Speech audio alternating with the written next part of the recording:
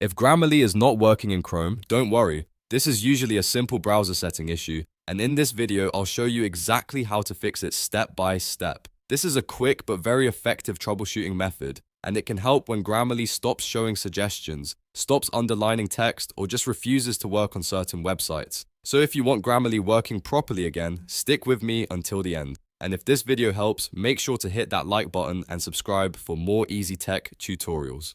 Alright, let's get into it. The first thing to understand is that Chrome may be blocking Grammarly from reading text on specific websites. That means Grammarly could still be installed correctly, but it simply doesn't have permission to run where you need it. So we're going to check the extension settings and make sure Grammarly has full access.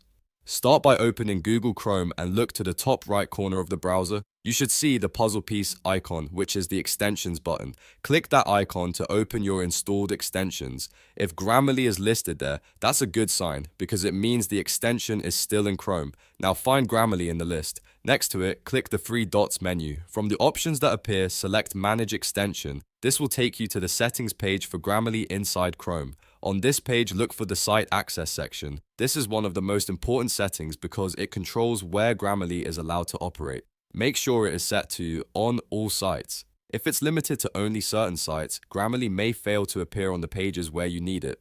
Changing this setting to On All Sites gives Grammarly the permissions it needs across the web. After that, look at the main switch at the top of the extension page. To refresh Grammarly properly, toggle that switch off first, then wait a second and toggle it back on. This reloads the extension and often fixes temporary glitches that stop it from responding in Chrome. Once you've done that, go back to the website where Grammarly was not working and refresh the page. In many cases, you'll immediately see Grammarly start working again. You may notice the writing suggestions come back, the underline indicators return, and the extension behave normally once more. If it still doesn't work right away, try closing the tab and reopening the website, or restarting Chrome completely. That can help the browser fully apply the new extension permissions. But in most cases, setting site access to on all sites and reloading the extension is enough to solve the issue. So to recap, if Grammarly is not working in Chrome, first open the extensions menu using the puzzle piece icon, then go to Manage Extension, change site access to On All Sites, and toggle the main switch off and back on again.